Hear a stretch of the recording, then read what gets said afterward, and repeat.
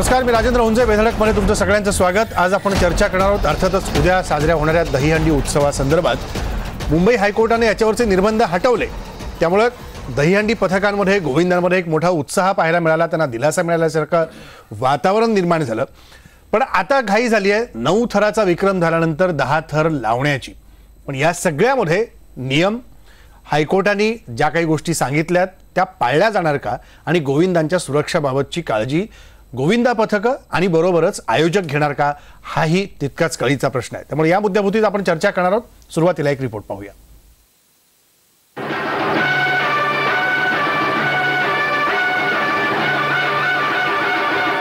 गोविंदा रे गोपाळा असं म्हणत अखेर दहीहंडी दणक्यात साजरी होते.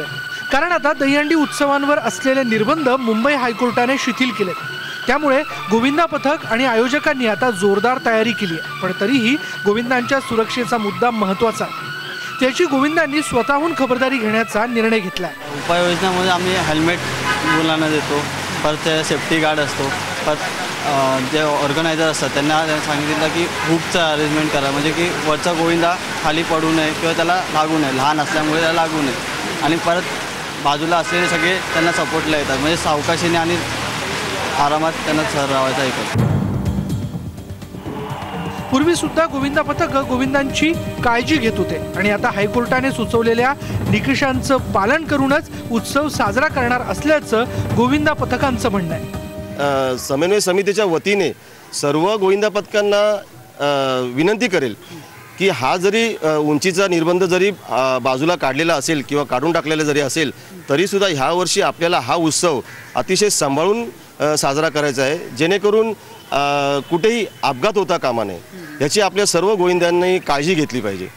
आणि हा उत्सव आपल्याला 0% अपघात असा आपण साजरा करून दाखवूया. गेल्या 15 वर्षात मराठमोळा गोविंदा कॉर्पोरेट झाला. मोठी बक्षिसं आणि स्पर्धा ही वाढली. तसंच गोविंदांचे मृत्यू आणि जखमींची संख्याही वाढत गेली. त्यामुळे आता उत्सवाचा बेरंग होऊ नये याची जबाबदारी खुद्द गोविंदांवरच आहे. उत्सव संस्कृती टिकवायची असेल तर शिस्त ही आवश्यक आहे. ज्या उत्सवामध्ये ज्या संस्कृतीमध्ये शिस्त असते तिथे टीकाकारांना चुका दाखवण्याची संधीच मिळत नाही. त्यामुळे आपला उत्सव, आपली संस्कृती आणि आपली शिस्त ही महत्त्वाची आहे. व्हिडिओ जर्नलिस्ट गणेश काळेसह उदय जाधव, IBN लोकमत, मुंबई. आणि याच सगळ्या उत्सवाच्या विषयी एक महत्त्वाचा मुद्दा घेऊन आपण चर्चा करतोय. मुद्दा आहे की दही काल्याच्या दिवशी गोविंदांच्या जीवाशी कोण खेळतात, हा कळीचा मुद्दा आजच्या चर्चेमध्ये असेल. आपल्यासोबत स्टुडिओमध्ये ह्याच विषयावर चर्चा करण्याकरता ज्येष्ठ पत्रकार जयश्री खाडीलकर आहेत, ज्या गेले कित्येक दिवस याचा सगळा पाठपुरावा करतात. याचिकाकर्त्या स्वाती पाटील आहेत. दहीहंडीचे आयोजक ठाण्यातले अभिजित पानसे. मनसेची मोठी दहीहंडी उद्या ठाण्यात असेल असं त्यांनी जाहीर केलं आहे. 10 थर कदाचित तिथे लागतील असं गोविंदा पथक म्हणतात. आणि आपल्यासोबत बाळा पडळकर आहेत, जे दहीहंडी समन्वय समितीचे अध्यक्ष आहेत. मी सगळ्यांचं स्वागत करतो. पण सुरुवात बाळा पडळकर तुमच्यापासूनच करतो की या सगळ्या ह्याच्यात हायकोर्टाने निर्बंध हटवले, उत्साह निश्चितपणे वाढला आहे गोविंदांमध्ये. पण याच्यात गोविंदांच्या जीवाशी कोण खेळते असं वाटतं, जो प्रश्न वारंवार उपस्थित केला जातो. कोण खेळते असं म्हणता येणार नाही, कारण इतक्या वर्षांमध्ये एवढी वाटचाल करताना हळूहळू एक एक थर वाढत गेला आहे. सगळ्यांच्या प्रॅक्टिस त्याप्रमाणे चालतात. त्याच्यामुळे नेमका कोणावरती असा ठपका ठेवाय हे काय योग्य होणार नाही. कारण कित्येक वर्षानंतर एक एक थर वाढीला लागतो. आज कित्येक वर्षानंतर एक एक थर वाढीला जाऊन त्या पद्धतीने प्रॅक्टिस करून घेतात, त्याप्रमाणे थर वाढवले जातात. एवढ्या सहजासहजी येत नाही. त्यामुळे कोणावरती असं बोट ठेवावं असं काय सांगता येणार नाही. त्याच्या एखाद्या मंडळाची प्रॅक्टिस कमी असेल तर त्याप्रमाणे, आणि एकावर एक आपण इतके लोक आपण एकमेकाच्या खांद्यावरती उभे असतो. एकाची जरी चूक झाली, मुद्दाम कोणी चूक करत नाही तर ते एखादा गोविंदा कोसळतो आणि त्याच्यातून छोट्या मोठ्या दुखामती होतात. त्याच्यामुळे नेमक्या कोणावरती आपण बोट ठेवावा हे काय तितकासं बरोबर नाही वाटत मला. कोणावर बोट ठेवलं जात नाही असं तुम्ही म्हणताय. पण जयश्री खाडीलकर, तुम्हाला काय वाटतं की या सगळ्या याच्यामध्ये जे दिसतंय गोविंदांच्या जीवाशी अजूनही खेळ होतोय, की त्यांनी आता काळजी घ्यायला सुरुवात केलेली आहे आणि आयोजकांनी देखील ती काळजी घेणं गरजेचं आहे? नाही, मला असं वाटतं की गोविंदांच्या जीवाशी नक्कीच खेळ होतोय. आणि तुम्ही जसं मगाशी विचारलं की खेळ कोण करतंय, माझं म्हणणं आहे की प्रामुख्याने ही जबाबदारी सरकारची आहे. कोर्टाने जरी सांगितलं असेल तर निर्बंध हे सरकारने घालायला पाहिजे, सरकारने हा पुढाकार घ्यायला पाहिजे. दुसरी गोष्ट म्हणजे राजकीय नेते आहेत जे मोठ्या प्रमाणात आता या गोविंदामध्ये उतरले आहेत. आणि तिसरं आणि अत्यंत महत्त्वाचं जे मला वाटतं ते की जे जय जवान पथक आहे ज्यांनी 9 थरांचा विक्रम केला आणि जे ताडवाडीचं जय हनुमान पथक आहे, मला वाटतं या 2 पथकांची सर्वात जास्त जबाबदारी आहे. कारण वरचे थर लावून 9 थर जय जवानने लावले, त्याच्यानंतर ही चुरस सुरू झाली. आणि मला वाटतं आज उद्या जर कुठलाही गोविंदाला दुखापत झाली कुठल्याही प्रकारची, तर याला सरकार, राजकीय नेते आणि ही 2 पथकं आहेत, जय जवान आहे जोगेश्वरीचं आणि ताडवाडीचं जे जय हनुमान पथक आहे, मला वाटतं ही प्रामुख्याने ही जबाबदार आहेत ही पथकं. कारण ह्या पथकांनी ही सुरुवात केलं.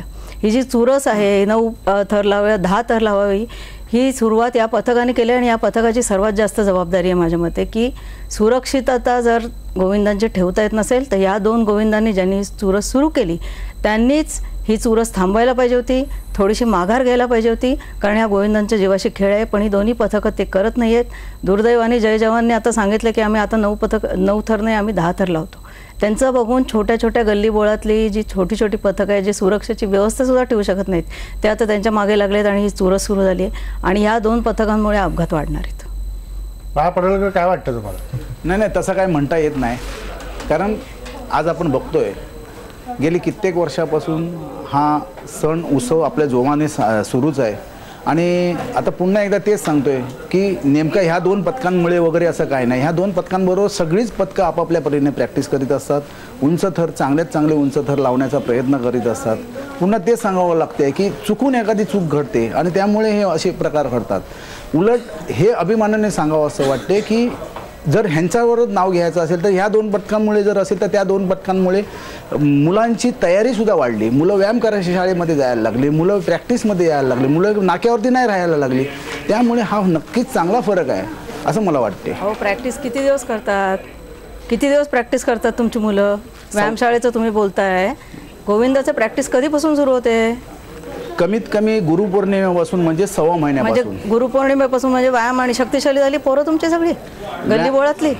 व्यायाम तर वर्षभरच करत असतात. ह्या गोविंदासाठी व्यायाम करत नाहीत तर मग सांगायचं नाही, गोविंदासाठी व्यायाम करत नाही ती मुलं. गोविंदासाठीच व्यायाम नाही करत. कुठल्याही मंडळात मला जिम दाखवा, मला आज एकाही मंडळात जिम दाखवा जिथे माझी मुलं व्यायाम करतात. होय, प्रत्येक मंडळाची जिम आहे. उद्या मी बघायला येते किंवा आयबीएन लोकमतलाच घेऊन जा. मला वाटतं ते पर्दाफाश खूप चांगलं करतात. कुठल्या गल्लीबोळ्यातल्या मंडळात जिम आहे, माझ्याकडे येऊ देत, मी दाखवतो. एका मंडळाचं तुम्ही सांगू नका, तुमच्याकडे पैसा जास्त झाला असेल. माझ्या गल्लीबोळात मी मुलं बघितलेली आहेत जी 15 दिवसांच्या प्रॅक्टिसवरती वरच्या थरावर चढतात आणि स्वतःचा जीव धोक्यात घालतात. असेच झालेले आहेत जे मुलं कमी प्रॅक्टिस करतायत, ज्यांच्याकडे संख्याबळ कमी आहे, अशाकडून चुका ह्या घडत असतात. आणि मग ते काय होते, मग सगळ्यांवरती त्याचा बालंट लागते. ते होऊ नये म्हणून आम्ही सुद्धा वेळोवेळी प्रयत्न करीत असतो. लहान गोविंदांपर्यंत पोहोचून आम्ही त्यांच्यापर्यंत समजावत असतो की भरपूर व्यायाम करा, भरपूर प्रॅक्टिस करा आणि तरच आपले चांगले थर लागतील. हे त्यांना समजवण्याचा आम्ही सुरक्षा घेण्यासाठी देखील समजावलं पाहिजे बाळापडळकर. हो, सुरक्षेचा विषय मी आज बोलतो. आज ह्या सुरक्षेच्या विषयामुळे हे बरेचसे तुम्ही सांगताय त्या प्रमाणात की कितीतरी गोविंदांना मार लागताय, दुखापत होते आहे. तर त्यासाठी पुढच्या काळात एखादा जायबंदी झालेला खेळाडू असेल तर त्याला एक चांगलीशी भरभक्कम मदत मिळावी म्हणून ओरिएंटल इन्शुरन्सच्या माध्यमातून समन्वय समिती आणि सरकारने मिळून हा एक 10 लाखाचा विमा आम्ही तयार केलेला आहे. हा खास गोविंदापुरताच आहे. हा 100 रुपये प्रति खेळाडूप्रमाणे. आणि जर का पुढच्या काळामध्ये अशी काय न व्हावी अशी आतापर्यंत किती लोकांना मिळाला विमा? आतापर्यंत जास्तीत जास्त लोकांना विमा मिळालेलाच आहे. म्हणजे आकडा किती? आकडा असं सांगता येणार, तर आकडा पण मिळू शकेल, इन्शुरन्स कंपनीकडून आपल्याला आकडा मिळू शकेल. पण दुसरा एक प्रश्न असा उपस्थित होतो की गेल्या 2 वर्षात जितके गोविंदा जखमी झाले, या जखमी गोविंदांना दहीहंडी समन्वय समितीनं आयोजकांच्या मार्फत असेल, सरकारच्या मार्फत असेल किंवा पथकांच्या मार्फत असेल मदत किती पोचवलेली आहे. भले कमी प्रमाणात पोचवलेली असेल पण पोचवलेली आहे ना, असं आहे. आणि इन्शुरन्सच्या माध्यमातून आकडा आता माझ्याकडे उपलब्ध नाही, पण मी तुम्हाला आकडा सांगू शकतो. म्हणजे एवढी जबाबदारी घेता तुम्ही, एवढ्या गोविंदांपर्यंत तुम्ही मदत पोहोचवता म्हणून ऑन एअर सांगता तुम्ही, आकडा नाही. ताई, बाळा पडेलकर हा एक माणूस आहे की जो हा दहीहंडी महर्षी आहे. त्यामुळे प्रत्येक गोष्ट तुम्ही त्यांना विचारायला लागलात तर ते त्यांच्याकडे पण नाही आहे. ज्या माणसाने गोविंदा या मुंबईत महाराष्ट्रात जगवला, ज्या माणसाने असंख्य मुलांना, तरुण मुलांना याची गोडी लावली. व्यायामाचं ते म्हणतात ते बरोबर आहे, प्रत्येक मंडळाचा व्यायामशाळा असण्याची गरज नाही. मुलं व्यायाम दुसऱ्या व्यायामशाळेत पण जाऊन करू शकतात. पण अतिशय सामान्य घरातली लाखो मुलं वर्षभर या गोविंदाची वाट बघतात आणि शिस्त, मेहनत, जिद्द, धाडस याचा समन्वयाने हे एवढं सगळं प्रकरण उभं राहिलंय. ते केवळ राजकीय नेते आणि लाखोंचे बक्षीस याच्यामुळे नाही, त्याच्या आधी हा सगळा जो खटाटोप केलेला आहे तो बाळा पडेलकर यांच्यासारख्या माणसांनी केलेला आहे. त्यांना कोर्टाच्या पिंजऱ्यात उभं करण्याची अजिबात आवश्यकता नाही. एक धाडसी खेळ जन्माला जो होता एवढे वर्ष, त्याला चांगलं बाळसं आणि उत्तम त्याला तारुण्य आणि खूप मोठ्या प्रमाणात या जगात एक ओळख देण्याचं काम बाळा पडेलकर सारख्या माणसांनी केलेलं आहे. त्यामुळे मला असं वाटतं की ताई त्यांना लगेच अगदी तुम्ही हे का नाही केलं, तुम्ही ते का नाही केलं असं विचारून त्यांचं करू नये. एक मिनिट, मी कोर्टात बिरटात नाही उभं करते. हुंजेंनी जो प्रश्न विचारलाय ना तोच साधा प्रश्न मी त्यांना विचारते. तुम्हाला ते कोर्टात उभं राहिल्यासारखं का वाटायला लागलं एकदम? याचं कारण तुम्ही एकाच बाजूने बघायचं ठरवलेलं आहे. नाही, मी नाही बंद करा. चॅनलने विचारलेला आपण प्रश्न दोन्ही बाजूने विचार करू, दही- एका बाजूचा विचार नको करायला. मला स्वाती पाटील तुम्हाला काय म्हणायचं? बाळा पडळकर जे आहेत हे एका दहीहंडी समूह समितीचे अध्यक्ष आहेत आणि एक जबाबदार आहेत की त्यांनी जी जबाबदारी घेतलेली. आता त्यांनी जे कोर्टामध्ये सांगितलं की 10 लाखापर्यंत आम्ही प्रत्येक गोविंदाला इन्शुरन्स देऊ, हा मुंबई ठाण्याचा विषय नाही आहे, हा तर महाराष्ट्राचा विषय आहे. कारण अनुकरण जे म्हणतो आपण, मुंबईचं ठाण्याचं बघून अनुकरण झालं, आज मुंबई ठाण्याचं बघून आज महाराष्ट्रामध्ये याचं अनुकरण होते आणि ही जीवघेणी स्पर्धा महाराष्ट्रामध्ये झालेली आहे पूर्ण. आणि सर्व महाराष्ट्रातल्या गोविंदांची ही जबाबदारी मला तुम्हाला विचारायचं स्वाती पाटील की ठाणे, मुंबई आणि पुणे ह्याच्या पलीकडे किती मोठ्या प्रमाणात दहीहंडी साजरी होते मला दाखवा मंडळ. नाही, मग तेच मी म्हणते ना, लोन पसरला कसं काय म्हणतो? कारण त्याचं वास्तव एक लक्षात घ्या, जी आकडेवारी आपण सांगतो याचं वास्तव, याचा उत्सवी स्वरूप आणि त्याला अधिक कॉर्पोरेट स्वरूप आणण्याचं काम या 3 शहरांनीच केलंय. पुण्यापर्यंत फार लोन नाहीये, हे फार तर फार कल्याण डोंबिवलीपर्यंत गेलंय, याच्या पुढे पण ते लोन पसरलेलं नाहीये. त्यामुळे हे संबंध महाराष्ट्रात गेला असं म्हणू नका. आणि हे इथं उत्सव नाहीये, उत्सव साजरा नाही करत आहे, ही जीवघेणी स्पर्धा होते. म्हणजे आज मी 2 वर्ष बघते की ह्याचं बघून आज काही गावांमध्ये, काही शहरांमध्ये राजकीय नेते मोठमोठ्या लाखाच्या दहीहंड्या लावायला लागल्या आणि उद्या भविष्य काळामध्ये ही परिस्थिती सगळीकडे निर्माण होऊ शकते. आणि दुसऱ्या दिवशी अशी परिस्थिती येईल की आज उत्सव साजरा झाला की कुठे दंगल झाली की काय, ही परिस्थिती उद्या येणार आहे महाराष्ट्रामध्ये. म्हणू शकत असं कसं? हे अति झालं. नाही, एक आपलं मत मांडायचं म्हणून त्याला दंगलीपर्यंत नेऊन ठेवायचं. जखमी होण्याची संख्या ही अशाच प्रकारे आहे. जखमी स्वाती पाटील, जखमी होणं निराळं, त्याला कायमचं अपंगत्व येणं निराळं. आणि त्याच्यात जर या आयोजकांनी आणि समन्वय समितीने काळजी नाही घेतली तर आपल्याला आक्षेप घेण्याचे निश्चित अधिकार असतात. पण दंगलीपर्यंत वगैरे असं नाही म्हणू शकत. आज ही परिस्थिती आलेली आहे. मला 1-2 मिनिटं या सगळ्यात विषयी बोलायचं. पहिली गोष्ट, हा काही असा आपला दोघांचा मी या साईडला, आम्ही या साईडला, सगळे पडळकर पानसे या साईडला आणि तुम्ही सगळे ताई त्या साईडला, असं काही नाही. म्हणजे तुम्ही भांडतायत ते जखमी होऊ नये म्हणून, तुम्ही भांडताय ते कुठला मृत्यू होऊ नये म्हणून, तुम्ही भांडताय ते अपघात होऊ नये म्हणून. आम्ही या साईडला असं अजिबात कोणाचंही म्हणणं नाही, कुठल्याही गोविंदाचं किंवा आमचं आयोजकांचं म्हणणं नाही की नाही हो अपघात झाला तर चालेल, कोण मेलं तर चालेल, काय झालं तर चालेल, अपघात झाला तर कोणाचा हातपाय तुटले तरी चालतील, असं कोणाचंच म्हणणं आहे. आमचं सुद्धा हेच म्हणणं आहे की अशी एकही दुर्घटना होऊ नये. मागच्या वर्षी सुदैवाने 262 मंडळं आम्ही सुप्रीम कोर्टाचा निर्णय आल्यानंतर मनसेने ती दहीहंडी आम्ही चालू केली का तर जिवंत ठेवावा हा सण म्हणून. एकही सुदैवाने एकही अपघात झाला नाही. ठाण्यामध्येच उल्हासनगरमध्ये सुजल सारखा मुलगा आज त्याचं ब्रेनचं पार्ट एक डॅमेज झालंय. एक मिनिट थांबा जरा, मी येतो. असे असंख्य होतात. म्हणजे मी दुसरंच एक उदाहरण तुम्हाला देतो, अतिशय प्रामाणिकपणे देतो, प्रांजळपणे देतो. एव्हरेस्ट चढणं हे जर अत्युच्च शिखर जर असेल, अतिशय ताकदीचे, मेहनत केलेले, खूप वर्ष त्याचा व्यायाम केलेले, मानसिकरित्या शारीरिकदृष्ट्या अतिशय त्याची टेस्ट घेऊन त्यांना निवडलं जातं, त्यांनाच परवानगी मिळते एव्हरेस्टवर जायची. गेले असंख्य वर्ष एव्हरेस्टवर किती मृत्यू, दुर्दैवी किती मृत्यू झाले याचं जर गणित काढलं तर ते 50% आसपास आत्ता सोडून मागच्या 10 वर्षापूर्वी होतं. कारण त्यावेळेला अद्ययावत तेव्हा पूर्णपणे ती यंत्रणा नव्हती. 10 नाही, थोडी 25 वर्ष त्याच्यापूर्वी 50% पर्यंत त्याचं प्रमाण होतं की जे एव्हरेस्टवर चढाई करायला गेले त्याच्यापैकी अर्धे जण गायब व्हायचे किंवा मृत्यू पाहायचे किंवा सापडायचेच नाही. या सगळ्या गोष्टीत तुम्ही एव्हरेस्टवर चढणं हे बंदच करून टाका असं हे म्हणण्यासारखं आहे की न्यूमोनिया होईल म्हणून पावसातच भिजणं बंद करा, अशा पद्धतीचं आहे. तुम्ही याच्याकरता भांडा की त्याची सुरक्षितता कशी पाहिजे. तुम्ही याच्याकरता भांडा की सरकारने उलट हा मोठा उत्सव हा खूप मोठ्या प्रमाणावर आपण स्टेडियमवर करायला पाहिजे. तुम्ही याच्याकरता भांडा की त्याच्यात नेमकं काय आपल्याला आपण शिस्तशीर त्याला रूप देऊ शकू. तुम्ही जर या मुलांसाठी, या मुलं हे जीव तोडून हे दहीहंडी उभं करतात, अत्यंत शिस्तबद्ध करतात. 9 थर. उद्या माझं अत्यंत जय जवान किंवा कुठल्याही मंडळाला आहे की 10 थर लावा येत नाही. ही शिखरं, ही यशाची शिखरं अशी पार करावीत, वर्ल्ड रेकॉर्ड करावेत.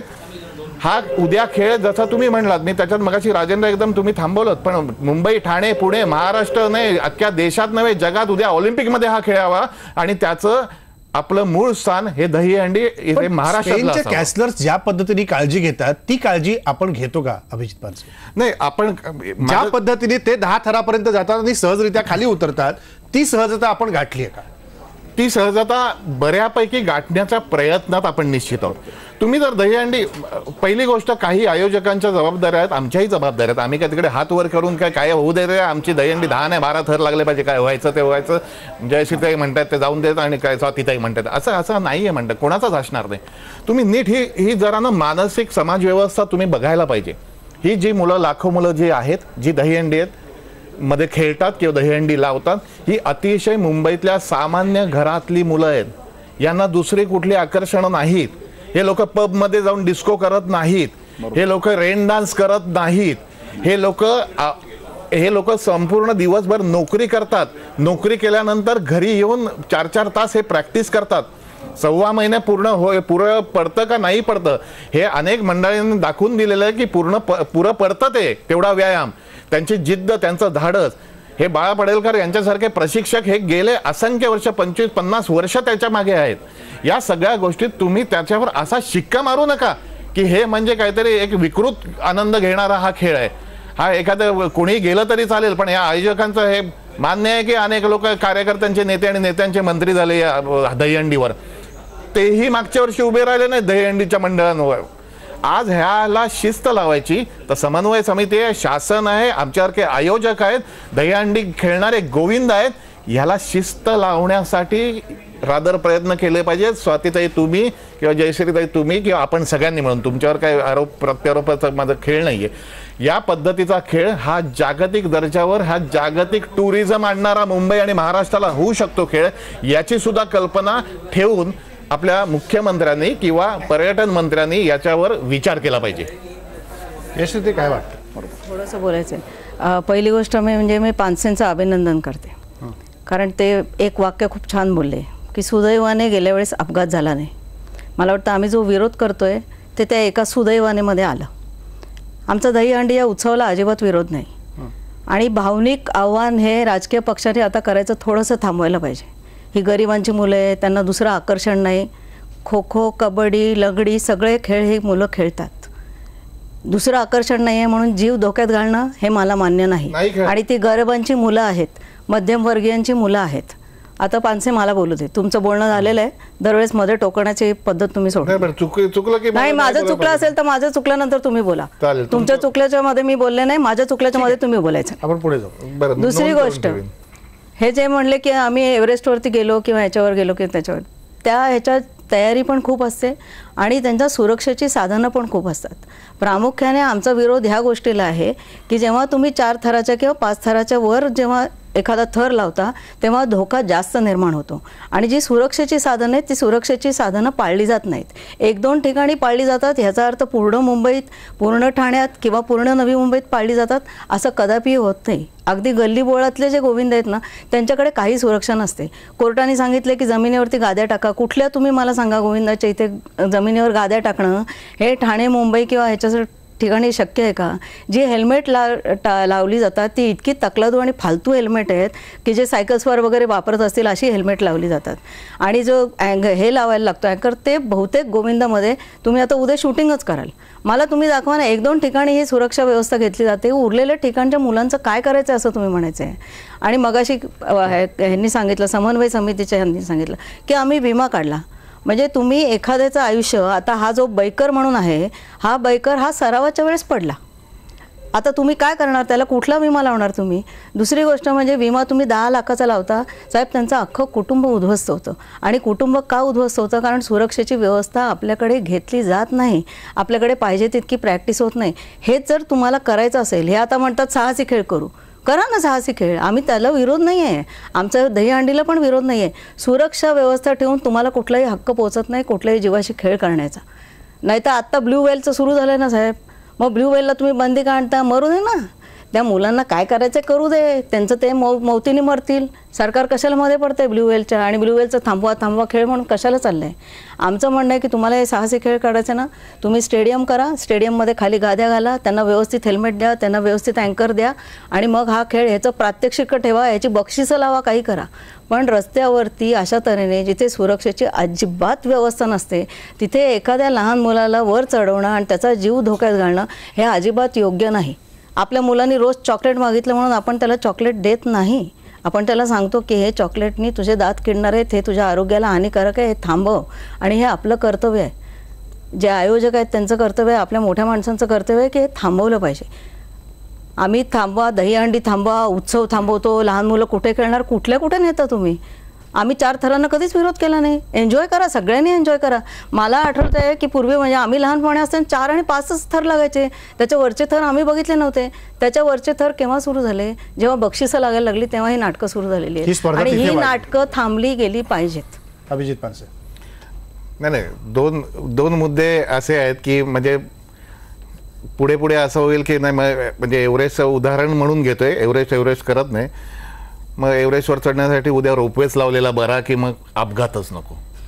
म्हणजे हे असं बोलण्यासारखं आहे.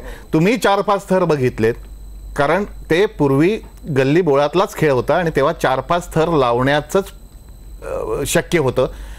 याचं कारण त्याचं प्रशिक्षण नव्हतं, त्याचा एक कवायत असते दहीहंडीसाठी, ती नव्हती. हा प्रोफेशनल झाला तर अडलंय कुठे? बक्षिसं मिळाली तर बिघडलंय कुठे? आपण IPL आणली की क्रिकेटमध्ये, कबड्डीमध्ये आली की, खो-खो आणि खो-खोचं तुम्ही उदाहरण दिलात ताई. खो-खो फारच वर्ष मी खेळलेलो आहे, खो-खो, लंगडी वगैरे ह्या गोष्टी. अहो मैदानं नाही शिल्लक आता, या मुंबईत नाहीत, कुठल्या ठाण्यात नाहीत, आणि कोणी खो-खोच्या मागे आता अतिशय मरणासन्न अवस्थेत आहे खो-खो. आम्हीच प्रयत्न करतोय, काही माणसं आहेत ती. यासारखे खेळ, त्यातलाच एक दहीहंडी उद्या होईल की खो-खो सुद्धा. आज खो-खो खेळताना किंवा इतर खेळताना, क्रिकेट खेळताना किंवा इतर खेळ खेळताना या सगळ्या प्रकारचे अपघात हे घडत असतात. आम्हाला अपघातांविषयी बोलायचं नाही. तुम्ही सुरक्षिततेचं बोलता, 100% तुमचं मान्य आहे. लहान मुलं चढवायला नाही पाहिजेत, 100% आमचं मान्य आहे. आम्हीही परवानगी देत नाही, लहान मुलांना परवानगी देत नाही. ते 14 असो किंवा 12 असो किंवा 8 असो किंवा 7 असो. आम्ही वर्षात असला पाहिजे नाही, आता 14 वर्ष सांगितले, आम्हाला मान्यच आहे ते. आमचं म्हणणं तेच आहे. पण तुम्ही एक लक्षात घ्या, 14 वर्षाच्या मुलाची जी काही चण असते, साधी गोष्ट आहे की ते वरवर चढताना त्याची छोट्या चणीचा तो मुलगा लागतो. लहान वाटेल असा तुम्हाला वाटतं की तो 8 वर्षाचा आहे का? तो असतो 14, 15, 16 वर्षाची मुलं असतात की छोट्या चणीत. हा साधा फिजिक्सचा नियम आहे की वजन कमी असलेला मुलगा लागतो. या सगळ्यात वरच्या मुलाला, बरं आम्ही तर सगळ्या सुरक्षिततेची काळजी घेतोच, तुम्ही भांडा, आपण सगळे मिळून भांडूया की आम्ही सुरक्षिततेची काळजी घेतो.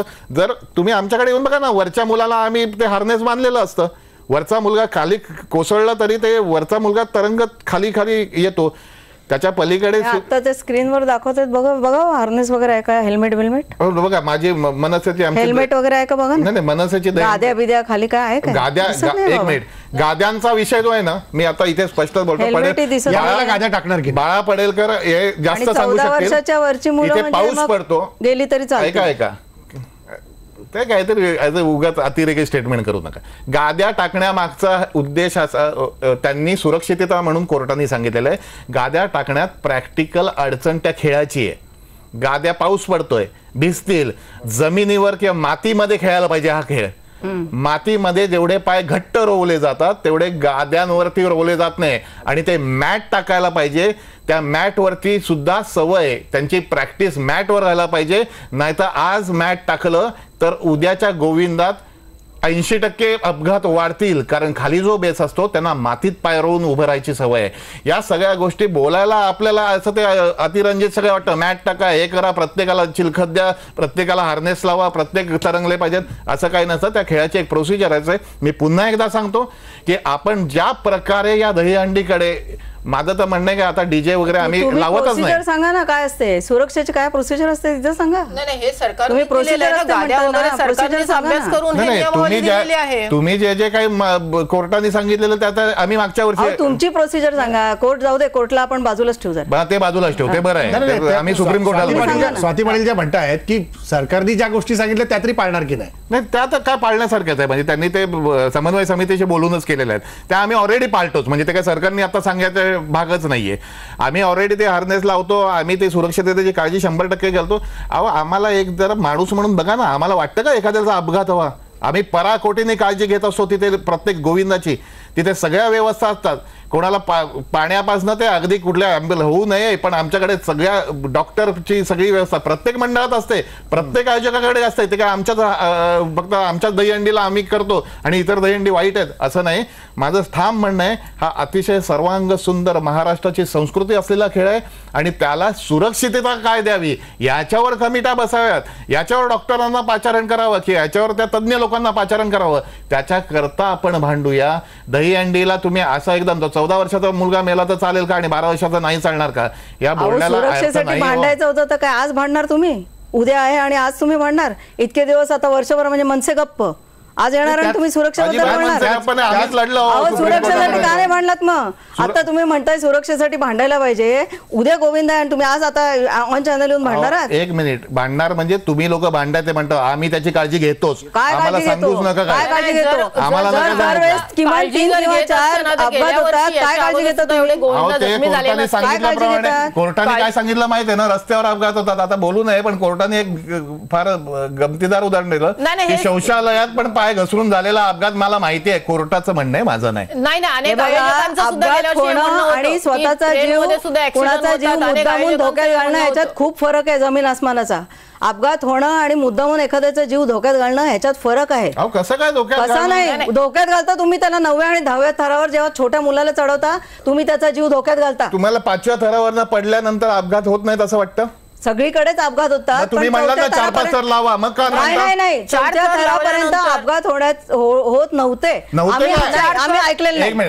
बाळा पडेलकर सांगतील माझ्यापेक्षा. बाळा पडेलकर बोला, मला ब्रेक घ्या. आणि जर होत असतील ना तर तिथे पण सुरक्षा ठेवायला पाहिजे. 3-4 थरासाठी 20 फुटापर्यंत सुरक्षितता योजना. ठीक आहे, बाळा पडेलकर आपण म्हणणं ऐकूया. उत्सवाला काही गालबोट वगैरे लागत नाही, गालबोट आत्ता लागलेलं आहे आम्हाला. आता पण दहीहंडी एन्जॉय करतो. पडळकर बोला. दहीहंडी उत्सव झालाच पाहिजे, ह्याच्या विरोधात आहे असं तुम्ही खोटं पसरवू नका. आम्ही विरोधात नाही, ठीक आहे. सणाचा आम्हाला अभिमान आहे.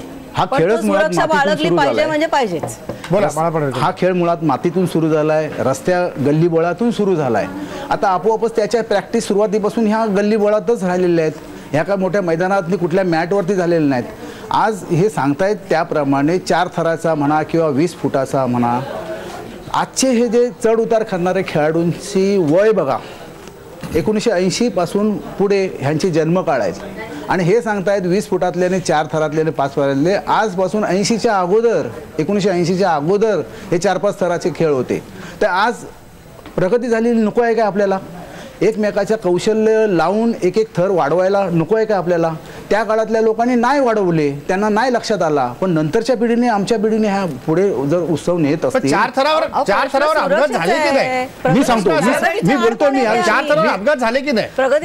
झाले. मी सांगतो हेच या ठिकाणी प्रश्न आहे. मी सांगतो, मी येत नाहीये, जरा थांबा. या ठिकाणी नवागाळच्या खाडीलकर मॅडम आलेल्या आहेत. नवागाळच्या खाडीलकर मॅडमने त्यांच्या अगोदरचे पेपर तपासून बघावेच. 100पेक्षा जास्त दुखापती ह्या त्यावेळेला होत्या. आजही त्या प्रमाणात थर वाढले, कौशल्य वाढले, ह्याकडे तुम्ही लक्षात नाही देत. KM हॉस्पिटलमध्ये आम्ही दरवेळी जातो, अपघात झालेली मुलं पडलेली असतात, त्याच्याकडे कोणी बघत नाही. त्यांचं कुटुंब, त्याची आई नोकरी सोडून बसलेली असते रडत तिथे. या मुद्द्याविषयी मला चर्चा करायची. ब्रेकची वेळ दिली, एक छोटासा ब्रेक घेऊ आणि हाच मुद्दा सुरक्षेचा घेऊन पुढे आपण चर्चा चालू ठेवणार.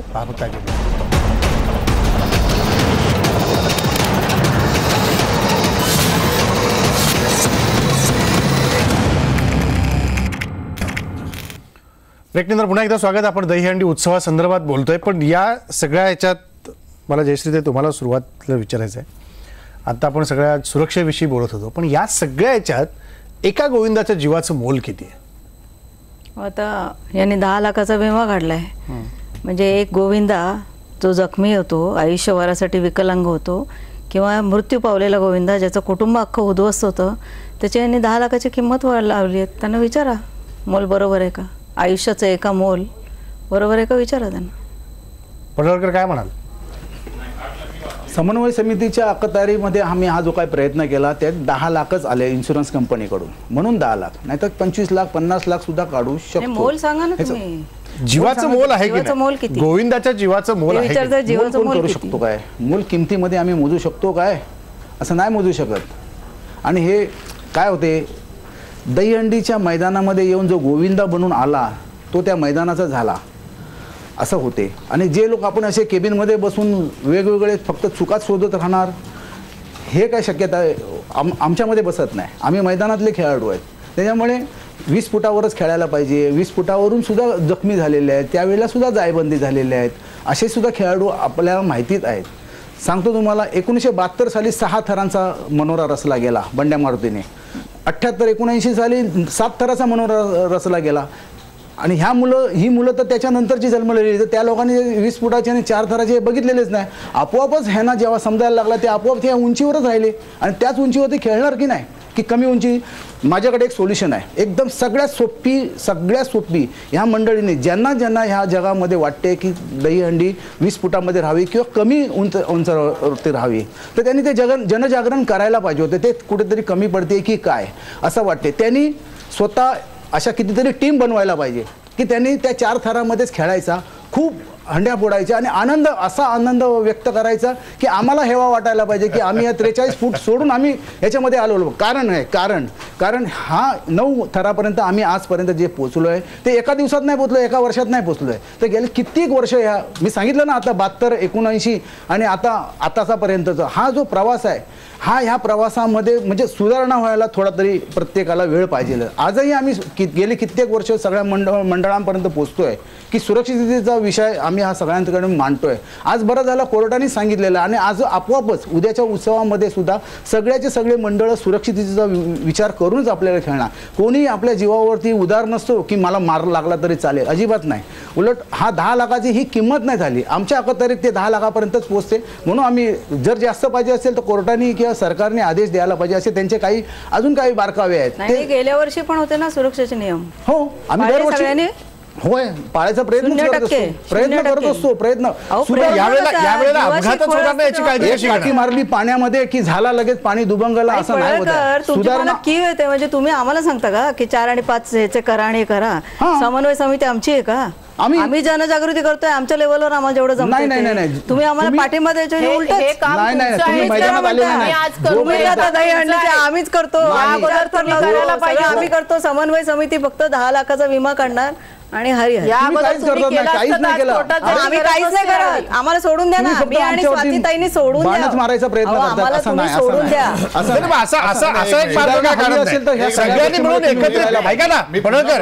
ऐका ना, याच्यात एक मार्ग अभिजित असा का निघत नाही की स्वातीताईंना पण घ्या, जयश्रीताईंना पण घ्या आणि एकच समन्वय समिती काढा, 5 थराची करा किंवा 9 थराची करा. पण कसं हा मार्ग काय निघू शकत नाही? एकत्रित मिळून करूया.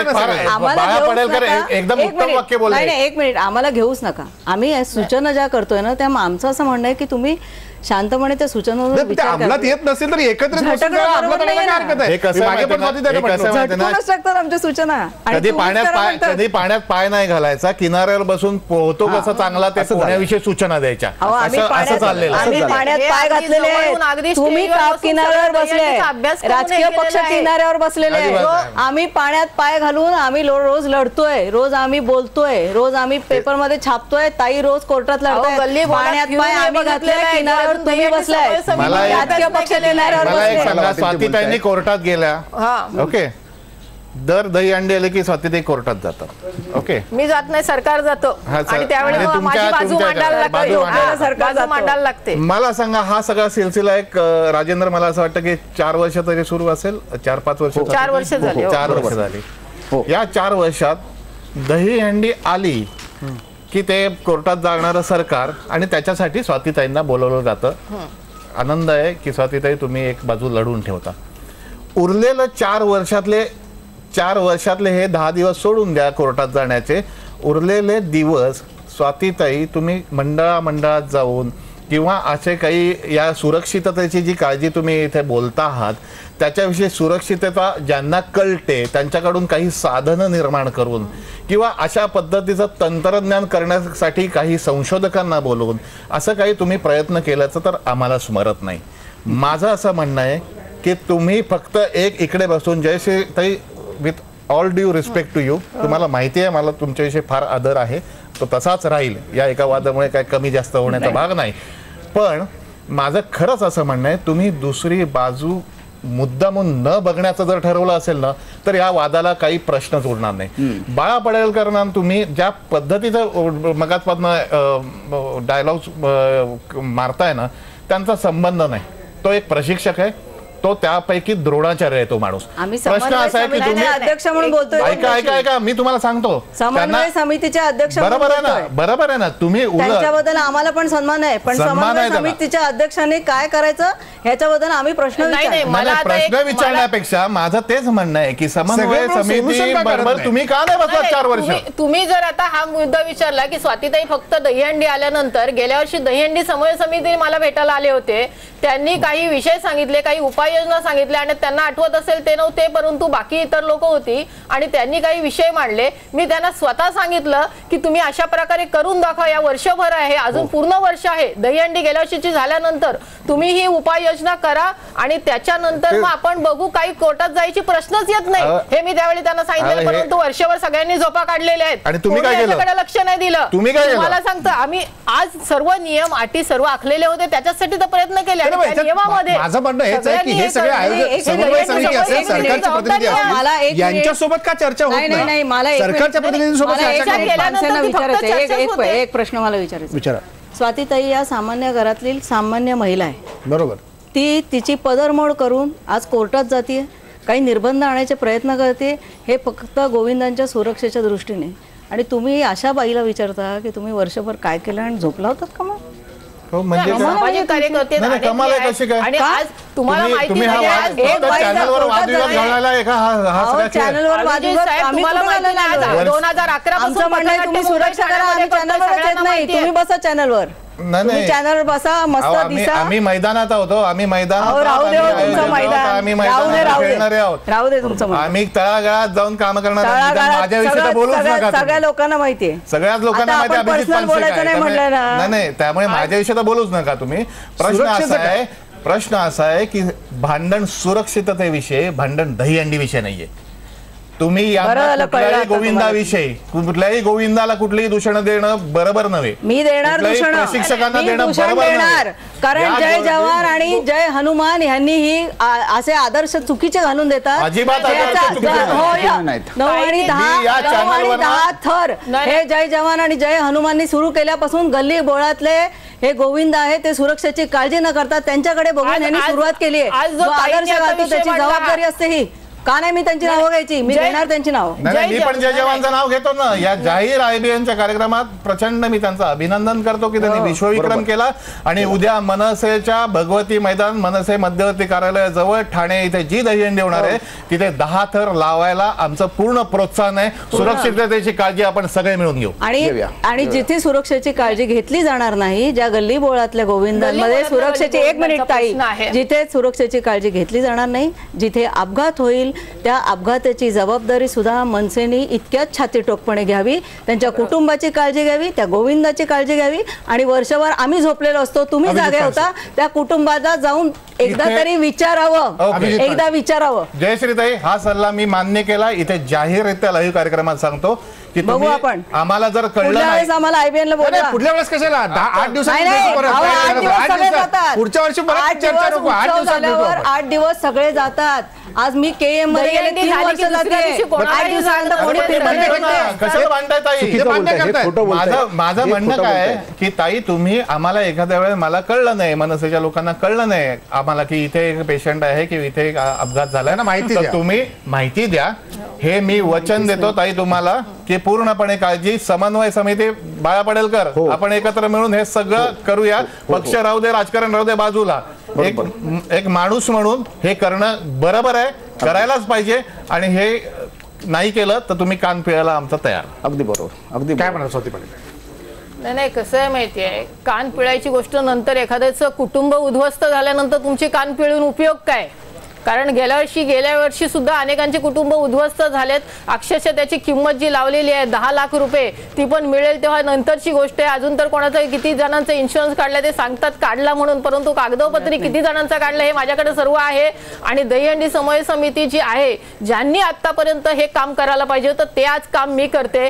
आज जर दहीहंडी समन्वय समितीने 4 वर्ष अगोदर ही संख्या जर जखमींची वाढते तर त्याच्यावर जर उपाययोजना केल्या असत्या किंवा सरकारने याच्यावर काही लक्ष दिलं असतं किंवा काही अनेक पक्ष आहेत जे आता आज पुढाकार घेतात त्यांनी जर याच्याकडे लक्ष दिलं असतं तर आज मला कोर्टात जायची गरज लागली नसती. आणि मुद्दा हा आहे की मुद्दा फक्त 8 आणि 9 थर शिस्तीने लावणाऱ्या गोविंदांचा नाहीये, तर हा उत्सव आहे. गल्ली बोलामध्ये सुद्धा लहान मोठी मुलं उत्सव साजरा करतात, त्यांचा सुरक्षतेचा प्रश्न आहे. कारण ह्यांचं अनुकरण करून ही लहान मुलं थर रचतात आणि त्याच्यामध्ये जखमी होतात. मी जय जवान पथकाला 2 वेळा विनंती केली होती या 2 वर्षामध्ये की आपण एक वर्ल्ड रेकॉर्ड केलेला आहे, आपण शिस्तबद्ध लावत असाल 9 थर, परंतु तुमच्यापासून ही स्पर्धा चालू झालेली आहे. तुमचं अनुकरण इतर लहान मुलं सुद्धा गल्ली बोलातली 5-25 मुलं सुद्धा करायला लागलीत आणि त्याच्यामध्ये अपघात होतात. तर एक यावेळचा जर सुप्रीम कोर्टाचा हा निर्णय आहे, हायकोर्टाचा निर्णय आहे, तुम्ही 20 फूट 25 फुटापर्यंत हे नियमावर तुम्ही बंधन घाला आणि पुन्हा तुमचं नाव स्वर अक्षराने लिहिलं जाईल. ही सुरुवात तुमच्यापासून तुम्ही करा, हे मी जय जवान पथकाला 2 वेळा विनंती केली आहे. बरं स्वातीताई, तुम्ही कोर्टाचं, सुप्रीम कोर्टाचं म्हणजे ते म्हणणं जे काय होतं ते तुम्ही पाळायला सांगितलं. आता हायकोर्टाने सांगितलेलं म्हणणं पण तुम्ही कोर्टाचा मान करता ना, सन्मान करता ना, म्हणजे कोर्टाने सांगितलेलं योग्य असेल, कोर्ट योग्य म्हणतं, कोर्ट योग्य दिशा देतं समाजाला, असं आपण ठरवूया. बरोबर. मग आज जर कोर्टाने निर्णय दिलेला आहे तर तो तुमच्या विचारांच्या पलीकडचा आहे. तुमचा विचार जो होता त्याच्यापेक्षा वेगळा आहे. नक्की आहे. मग कदाचित तुमचा विचार चुकलेला असू शकतो. नाही, कोर्टाचा बघा 2014ला कोर्टाने निर्णय दिला होता 20 फुटापर्यंत. त्यावेळी सुप्रीम कोर्टाचं सुद्धा त्यावेळी म्हणणं होतं की कृष्णाने कधी एवढे थर लावले होते का. आज कोर्टाचं हे हायकोर्टाचं म्हणणं आहे की कृष्ण अस्तित्वात आहे की यांच्यावरच आमची शंका आहे. त्याच्यामुळे कुठेतरी निराशाजनक आज माझ्याही मनामध्ये निराशा आहे की जो निर्णय उंचीच्या बाबतीत झालेला आहे. कारण 3 वर्षामध्ये 80% जखमी गोविंदांची संख्या घटलेली आहे या निर्णयामुळे. 2014च्या जर उपाययोजना केल्या असत्या किंवा याच्या अगोदर केल्या असत्या तर ती संख्या दिसली नसती. कोर्टाने जो निर्णय दिलाय तो उंचीबाबत निर्णय दिलेला नाहीये. सरकारने निर्णय घ्यायचा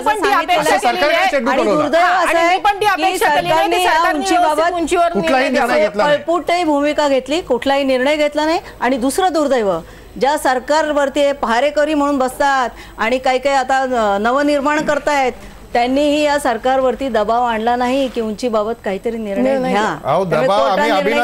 निर्णय नाही घेतला म्हणून हा खेळ तुम्हाला निर्णयच नको आहेत ना कुठले. निर्णय हवाय आम्हाला, निर्णय हवाय तो असा आहे की हा धाडसी खेळ म्हणून करावा. 9 नाही 10 नाही 12 थर लागावेत, विश्वविक्रम व्हावा. हा पूर्ण जगभरात दहीहंडी आपली बरोबर आहे. आणि बायकरचं कुटुंब उद्ध्वस्त व्हावं, त्या गवईचं कुटुंब उद्ध्वस्त व्हावं आणि आणि कसं आहे आम्हाला वाटेल धाडस करायचं म्हणताय हे. अहो तुम्ही आत्ता मला सांगताय की यावेळेस आम्ही जाऊ काय. गेले काय 4 वर्ष तुम्ही झोपला होतात का. गोविंदा आजारी पडतात, गोविंदा फ्रॅक्चर होतात, गोविंदाचा मृत्यू होता, तुम्हीच विचारताय आम्हाला.